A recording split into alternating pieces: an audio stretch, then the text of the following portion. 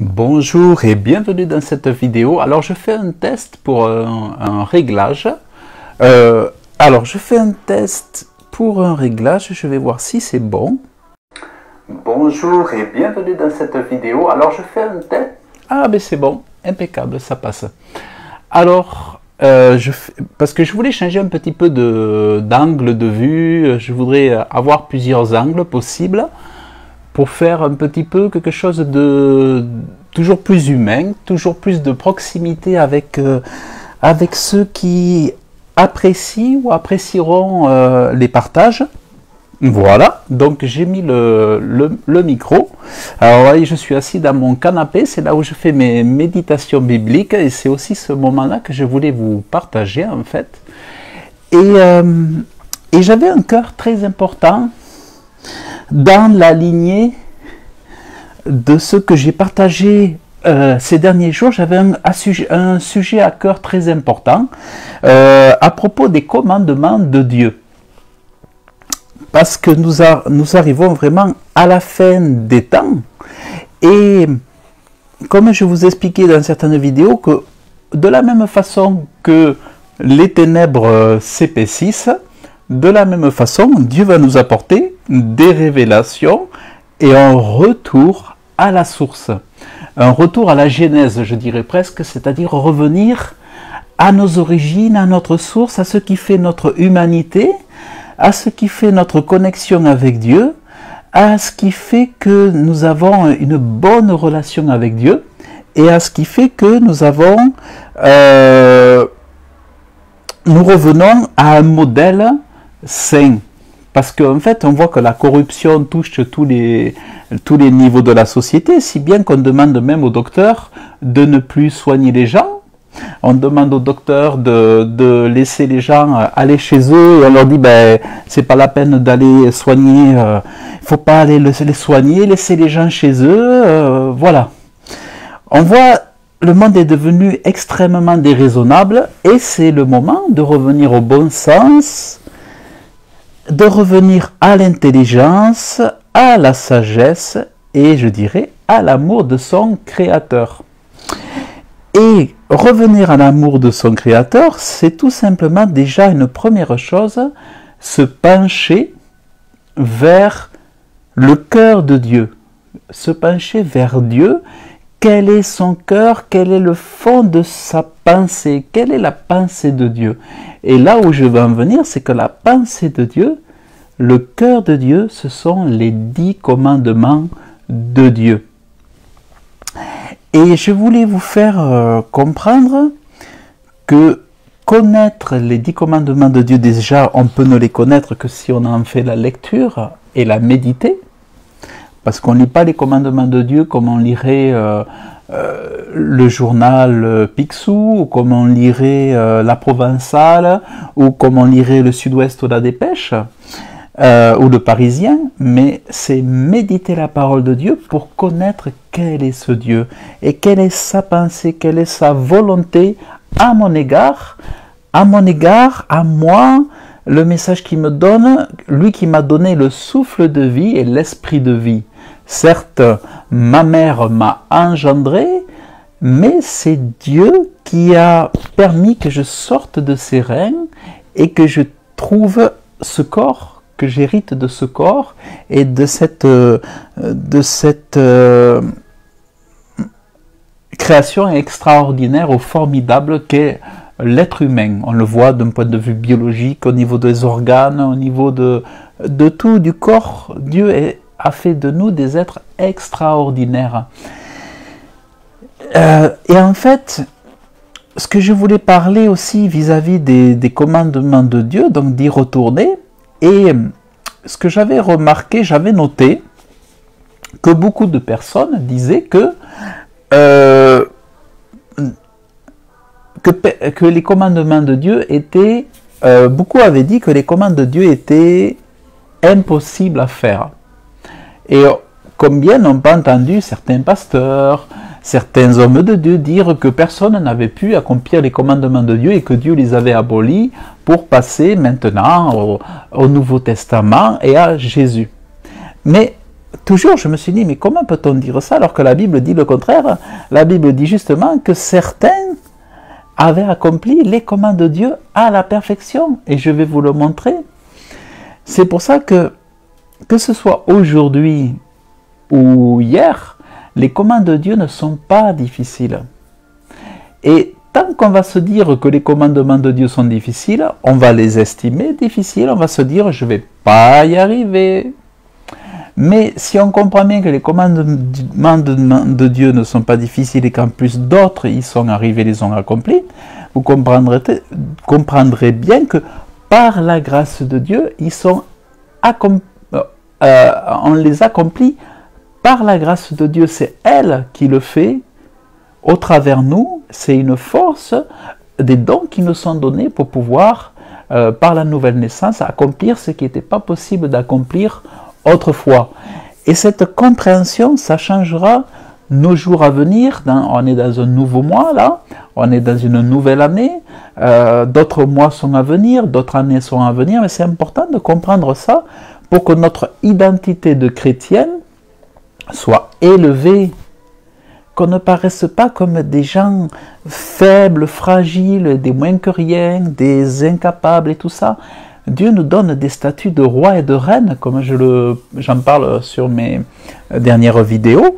Et ce qui est étonnant, c'est que, comme il est dit que Dieu veut que nous prospérions, que notre âme prospère, que tout notre être prospère, quand on commence les premières méditations des psaumes en ce début de mois, on veut que Dieu veut nous voir dans la prospérité,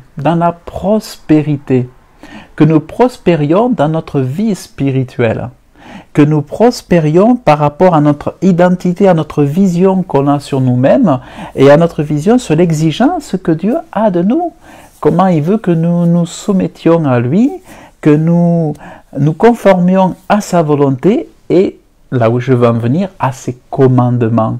Et que l'on comprenne que ces commandements n'ont pas été écartés.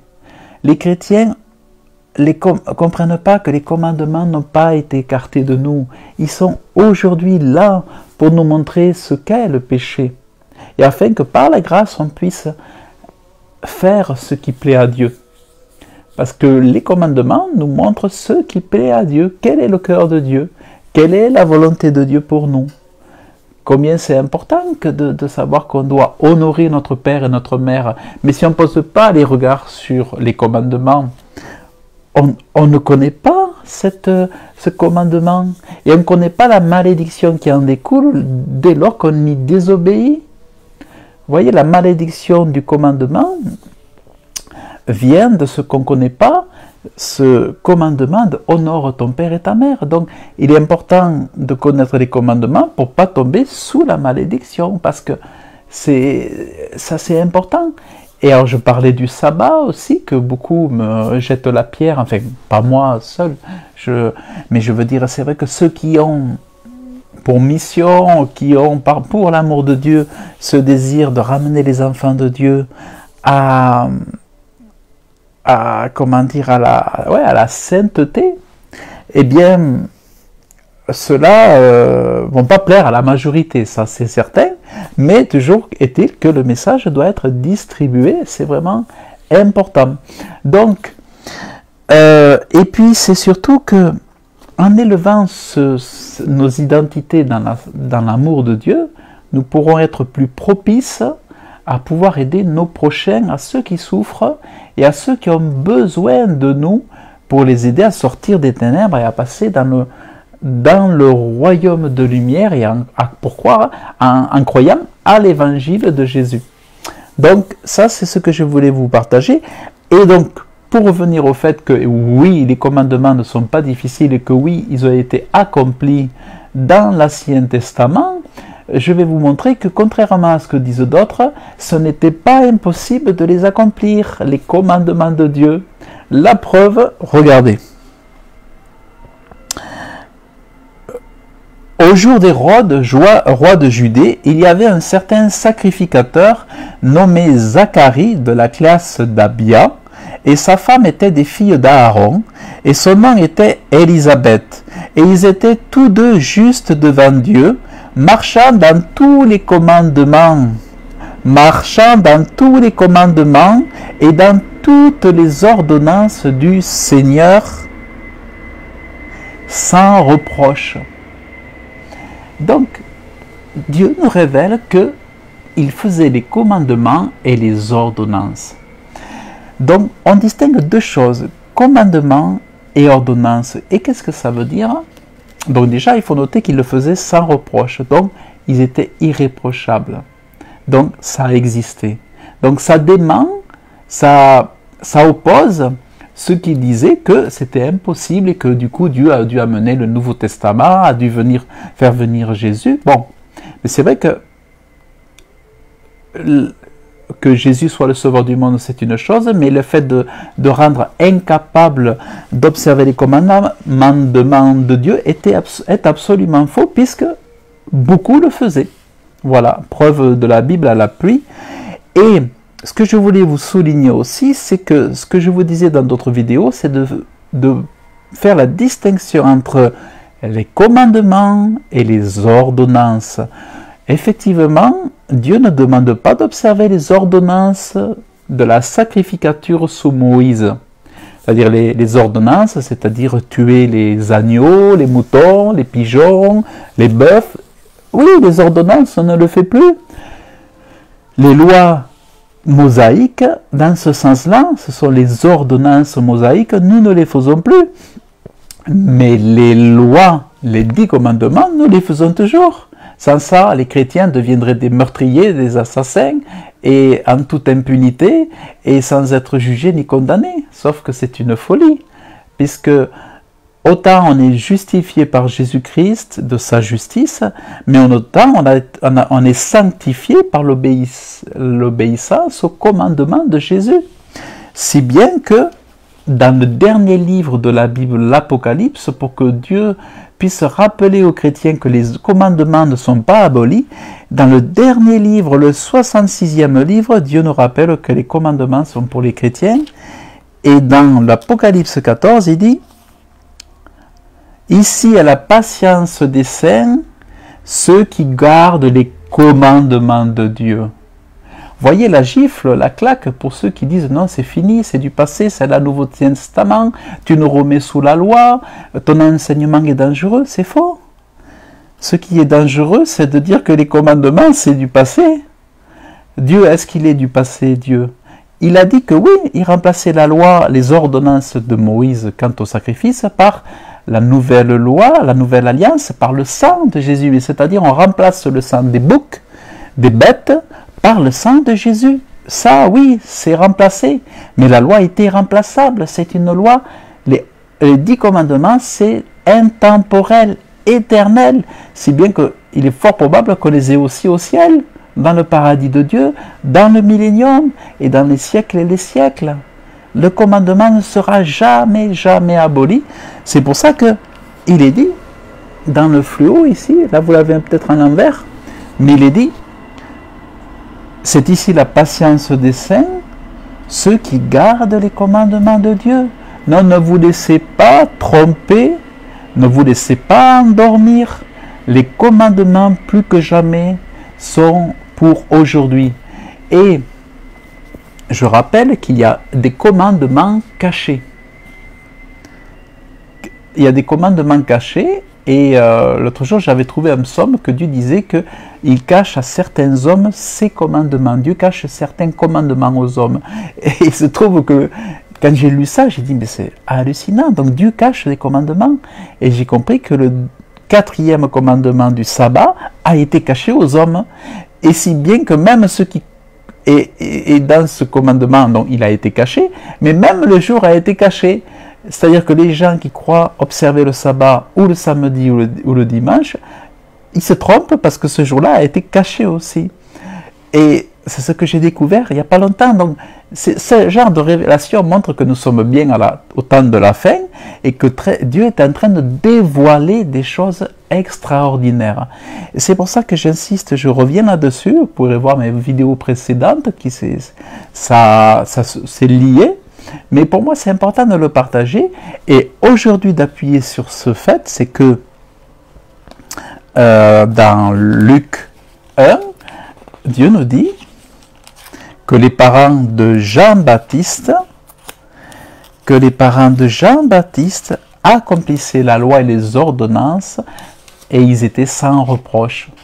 Donc, je souhaitais à le dire parce que j'ai entendu beaucoup de choses contraires là-dessus et moi-même ça me faisait bizarre parce que je lisais, mince, moi dans la Bible je lis pas ça, mais aujourd'hui je voulais le dire devant tous, le proclamer que oui c'est possible, les commandements de Dieu ne sont pas difficiles et s'il les a donnés autrefois c'est parce que c'était réalisable.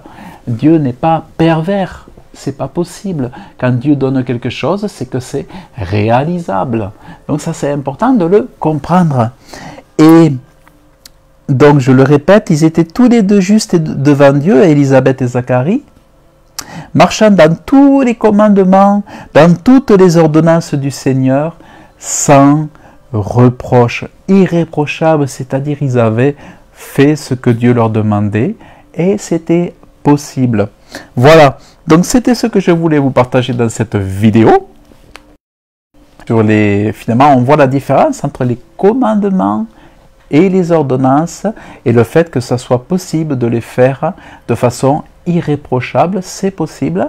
Simplement, il faut la foi et il faut comprendre aussi ce que Dieu attend de nous, il faut le savoir.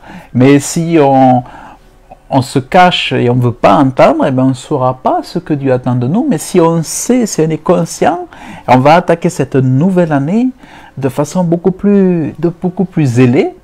Et comme je vous disais, moi j'ai perdu mes parents et je ne peux plus donner mon affection à mon papa qui était là. Alors maintenant, je remets mon zèle à aimer Dieu et à aider mes frères et sœurs à aimer Dieu comme si c'était leur seul père, comme moi maintenant c'est mon seul père, c'est Dieu. Je n'ai plus papa Serge, je n'ai plus maman Marie-Josée, mais j'ai papa Céleste et je vais mettre mon zèle pour, dans les temps de la donner mon énergie, donner de mon temps et donner de ma voix pour amener les enfants de Dieu à réaliser les exigences de Dieu, pour que chacun puisse s'assurer le ciel, la vie éternelle, et que nous puissions ensemble en gagner plusieurs par l'évangile de Dieu. Voilà, donc c'est ce que je voulais... Esther a dit, Dieu m'a fait comprendre à travers un songe que je devais faire un Shabbat quand je lui ai demandé. Donc ça c'est merveilleux. Eh bien Esther, faudra que tu m'envoies un mail et je te donnerai, parce qu'il faut savoir que le jour du sabbat n'est pas un jour fixe sur le calendrier, parce que le sabbat se fait sur la base des cycles lunaires, et en fait il se trouve que c'est ça la révélation aussi que j'ai eue, grâce à un frère, et par l'intermédiaire d'une sœur, j'ai compris que le jour de sabbat n'était pas un jour fixe, mais un jour différent selon les semaines. Parfois c'est le même pendant plusieurs jours, pendant 2-3 semaines, et après ça change parce que ça suit les cycles lunaires, et les cycles lunaires sont faits de cette phase lunaire, et le jour du sabbat n'est pas toujours le même jour sur chaque jour de la semaine. Donc certains jours de sabbat vont être un vendredi, certains seront un samedi, certains seront un mardi. Et c'est ça qui est extraordinaire et que nous n'avions jamais su, ça nous était caché. Et quand j'ai compris que Dieu pouvait cacher des commandements, j'ai dit mais c'est extraordinaire. C'est pour ça que, comme disent aussi des rabbins, on ne connaît pas Dieu. Même quand on connaît, on ne connaît pas.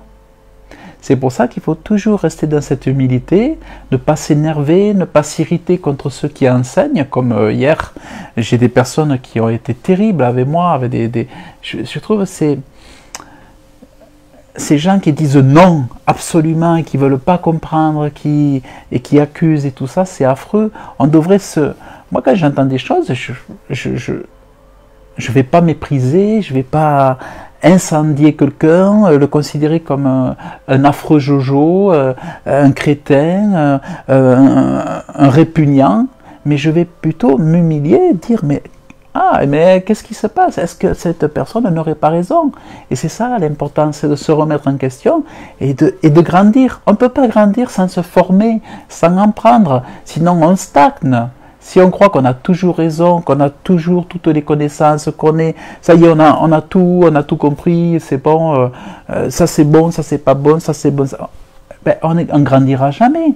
Dieu, on ne peut croître qu'en apprenant. D'ailleurs, dans les Proverbes, il est dit, dans le Proverbe 1, regardez, vous allez voir. Dans les Proverbes 1, il est dit,